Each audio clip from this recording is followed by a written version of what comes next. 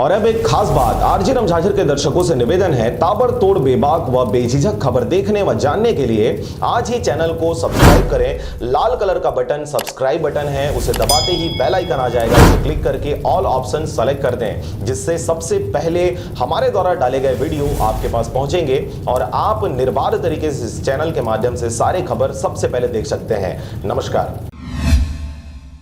Mungeli collector Shri PS. Alma ने अपने भ्रमण कार्यक्रम के दौरान आज विकासखंड लोरमी के ग्राम बंधवा पहुंचे और वहां लोक निर्माण विभाग द्वारा 15 करोड़ रुपए की लागत से निर्माणाधीन एकलव्य आवासीय विद्यालय का औचक निरीक्षण किया। उन्होंने अपने भ्रमण के दौरान निर्माणाधीन एकलव्य आवासीय विद्यालय के संबंध में एक एक बिंदुओं की जानकारी प्राप्त की। उन्होंने कहा कि जिले में लोगों की विकास और समृद्धि के लिए निर्माण एजेंसियों द्वारा विभिन्न निर्माण कार्य किए जा रहे हैं। निर्माण कार्य की गुणवत्ता में किसी भी प्रकार की समझौता नहीं की इस अवसर पर उन्होंने सख्त लहजे में निर्माण एजेंसी को निर्धारित गुणवत्ता के साथ निर्माण कार्य को निर्धारित अवधि में पूरा करने के निर्देश दिए।